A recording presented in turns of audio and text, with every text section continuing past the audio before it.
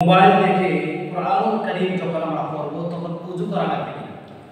গত 20 বছরের পূর্বের তথ্য যদি বলি অথবা গত 15 বছরের তথ্য যদি বলি, মোবাইল দেখে কোরআনুল কারীম পড়া যায় এটা আমরা ভাবতেও পারতাম না।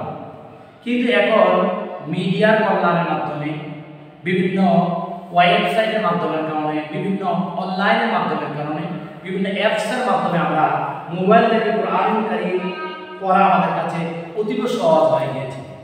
তার জন্য আমাদের কাছে অনেক মুসল্লি, অনেক কাছের মানুষ প্রায় সময় আমাদেরকে জিজ্ঞাসা করে, হুজুর যখন আমি মোবাইল থেকে কোরআনুল কারীম পাঠ করব তখন উযু করা লাগবে। এটা ভেরি স্পর্শকাতর একটি প্রশ্ন।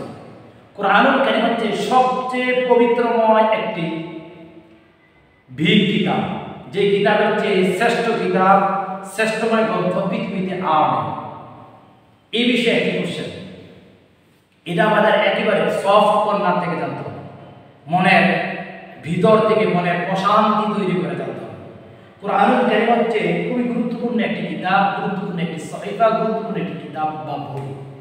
আপনি যখন কোরআনুল কারীম পাঠ করবেন, কোরআনুল কারীম স্পর্শ করে যখন আপনি পড়বেন, তখন আপনার ওযু করা আবশ্যকীয়, আপনার ওযু করতেই হবে।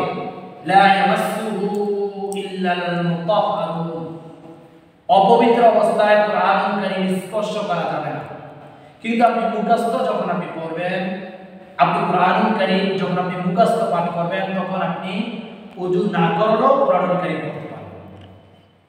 এখন আমাদের কাছে যে কোশ্চেনটা সেটা হচ্ছে, যখন আমি মোবাইলে কোরআন দেখে পড়ব তখন ওযু করা লাগবে। আমরা যখন মোবাইলে কোরআনুল কারীম পড়ি, আমার সরাসরি কোরআনের পৃষ্ঠাগুলো, কোরআনের পেজগুলো আমার হাতের মধ্যে লাগে না। আমরা স্ক্যান করে, স্পর্শ করে বা ক্লিক করে আমরা এইভাবে পড়ে যাই। এটা যদি সরাসরি কোরআনুল কারীমের পৃষ্ঠা যদি হতো, তাহলে ওযু করে কোরআনুল কারীম পড়া লাগবে। এখন মোবাইলের ভিতরে সফটওয়্যার রয়েছে, তারপর সেটার উপরে স্ক্যান রয়েছে, আবার উপরে আরেকটি কভার রয়েছে, তার উপর দিয়ে আমরা কোরআনুল কারীম এভাবে হাত দিয়ে স্পর্শ করে পড়ছি। এই মধ্যে বাংলাদেশের অসংখ্য ইসলামিক স্কলার বলেছেন এবং বহির্বিশ্বের অসংখ্য ইসলামিক স্কলাররা বলেছেন, মোবাইলে এভাবে ইঙ্গিত করে বা ইশারা করে বা এভাবে সফটওয়্যার চেপে যদি কোরআনুল কারীম পড়া হয়, তাহলে ওযু না করেও কোরআনুল কারীম পড়া যাবে। কিন্তু আমার মন থেকে, এই প্রশান্তি থেকে আমার এই বিষয়টা থেকেই যাবে, কোরআনুল কারীম পড়ার ক্ষেত্রে ওযু করাই উত্তম। আমি এটা বলি, আমি বলছি না কোরআনুল কারীম মোবাইল দিয়ে দেখে ওযু করতেই হবে, এটা বলছি না। বলছি উত্তম হবে কোরআনুল কারীম যখন আপনি পড়বেন মোবাইল দিয়ে, তখন আপনার যখন ওযুটা থাকে এটাই উত্তম হবে।